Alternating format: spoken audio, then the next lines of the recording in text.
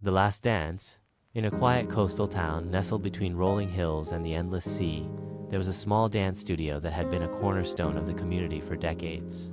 The studio, named Graceful Steps, was run by an elderly woman named Margaret, who had dedicated her life to teaching ballet. Her passion for dance was infectious, and generations of children had learned to pirouette and plie under her gentle guidance.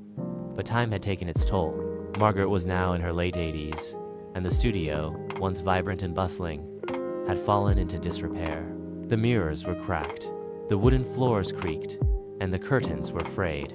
Margaret could no longer afford to keep it running, and the town had begun to forget about the little studio that had once been its heart. One day, a young woman named Lily returned to the town after years of living in the city. She had been one of Margaret's star students, but life had pulled her away from dance. When she passed by the studio and saw its faded sign, her heart ached. She stepped inside and found Margaret sitting alone in the dimly lit room, her hands resting on an old piano. "Miss Margaret?" Lily called softly. Margaret turned, her eyes lighting up with recognition. "Lily, my dear, it's been so long." The two women embraced, and Lily listened as Margaret shared her struggles. The studio was on the verge of closing, and Margaret feared that her life's work would be forgotten. Lily knew she had to do something. She decided to organize one last performance-y tribute to Margaret and the studio that had meant so much to so many.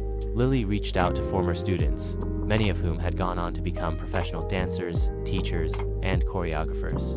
To her surprise, they all agreed to return to the town for the performance. Word spread quickly, and soon the entire community was buzzing with excitement.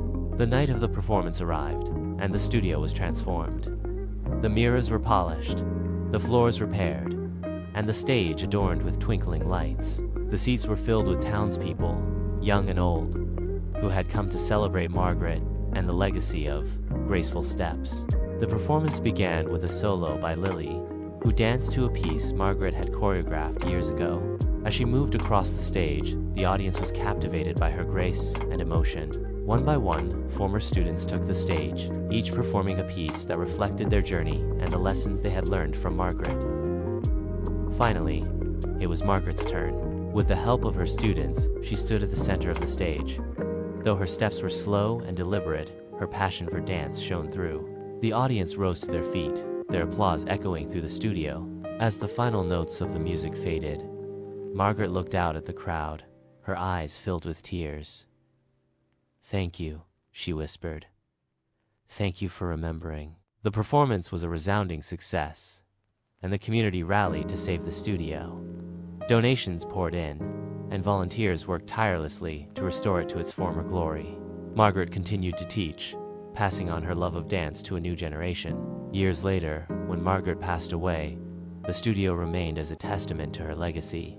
And every year, on the anniversary of her last dance, the town came together to celebrate the woman who had taught them the beauty of movement and the power of perseverance.